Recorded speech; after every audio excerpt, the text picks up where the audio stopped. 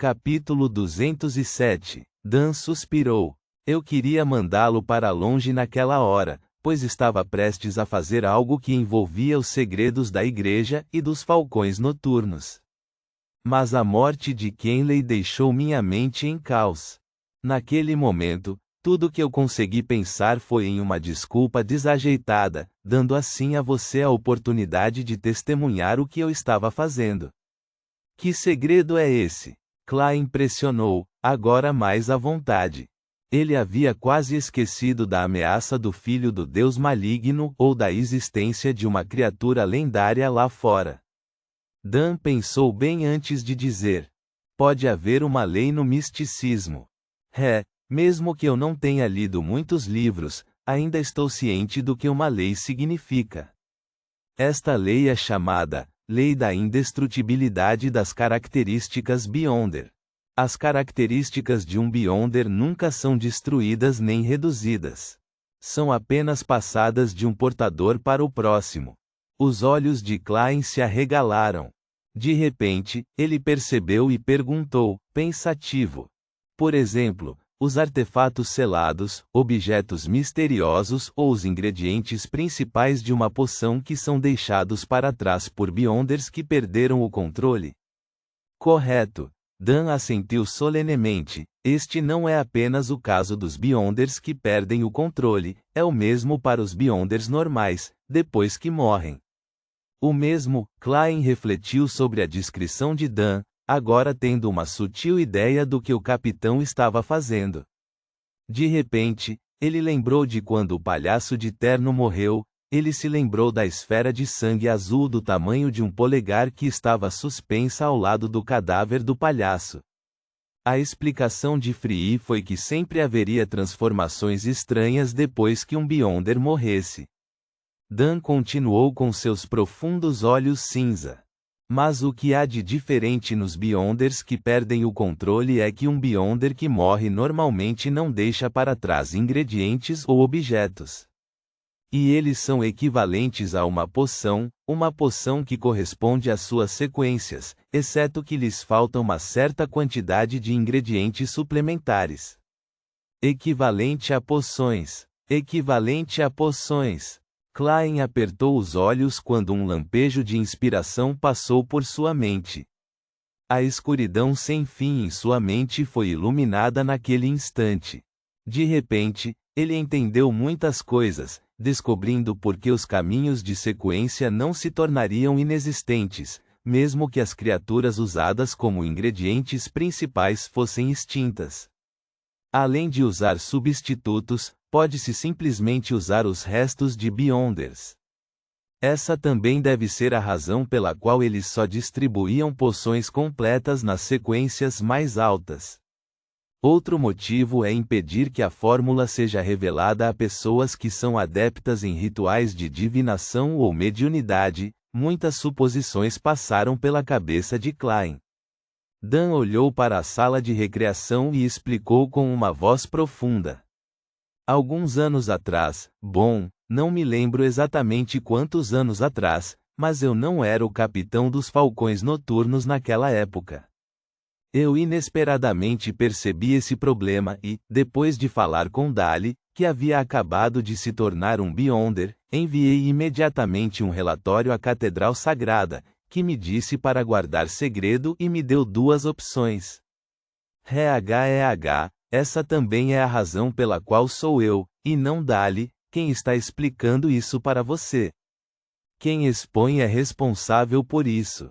A primeira opção era fingir que não sabia de nada, assim como um grande número de capitães e diáconos dos Falcões Noturnos, e permitir que a Catedral Sagrada continuasse lidando com os restos mortais de Beyonders que morreram por meios normais.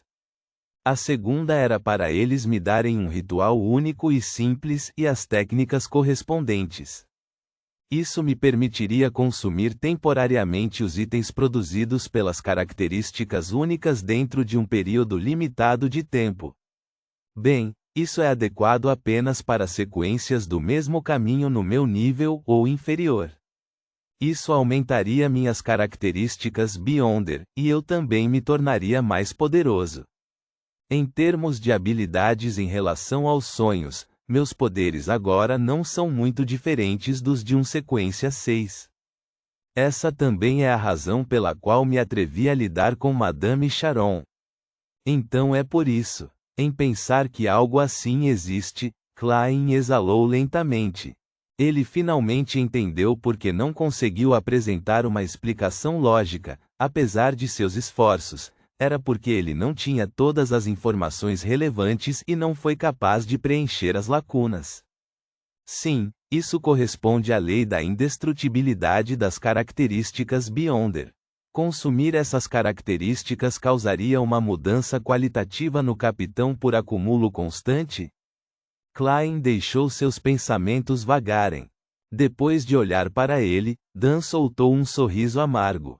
Escolhi a segunda opção, mas não porque queria me tornar mais poderoso. Se eu quisesse me tornar mais poderoso, digerir rapidamente a poção e avançar é a melhor e mais direta opção. Sim, Klein sinceramente concordou. A consolidação das características das poções de mesma sequência aumentará o risco de perder o controle ao mesmo tempo em que melhora suas habilidades, certo? Dan balançou a cabeça solenemente. Não, esses são os restos mortais de Beyonders normais, e não de Beyonders que perderam o controle. Bem, depois de conhecer o método de atuação, percebi que aumentaria a dificuldade de digerir a poção. Então por que você ainda continua fazendo isso? Perguntou Klein, chocado. Dan colocou a mão no bolso, com a intenção de pegar seu cachimbo, apenas para descobrir que o havia deixado em seu escritório. Ele balançou a cabeça e soltou um sorriso de censura. Eu apenas disse que se tornar mais poderoso não é a razão pela qual eu consumo seus restos mortais. Dito isto, ele fez uma pausa, seus olhos vagando para o brilho azul da lâmpada a gás à sua frente. Eles eram todos meus parceiros. Passamos por muitas coisas juntos. Lidamos juntos na escuridão com monstros e hereges insanos. Alguns deles me salvaram, e eu já salvei uma boa parte deles. Caminhamos juntos pela noite silenciosa. Lutamos juntos em batalhas que não são visíveis ao público em geral. Passamos por perigo juntos. Nós protegíamos uns aos outros. Eu realmente não suporto me separar deles. Lembro-me daquele rapaz, Hit. Ele caiu em prantos na primeira vez que partimos em uma missão perigosa. Lembro-me de Adelaide, ele era o pai de Rosanne.